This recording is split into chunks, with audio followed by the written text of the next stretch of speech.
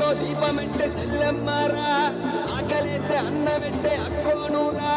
అన్నవచ్చే ఆశ వచ్చే మల్లమ్మలు రుద్రమ్మలు ఐలమ్మలు మా అమ్మలు పోరంటే ఎదురొచ్చే తెలుగు వీర మహిళలు. అన్నవచ్చే ఆశ వచ్చే అమ్మసాడు బిడ్డలంతా నిమ్మడంగా ఉండిపోదే పర్వ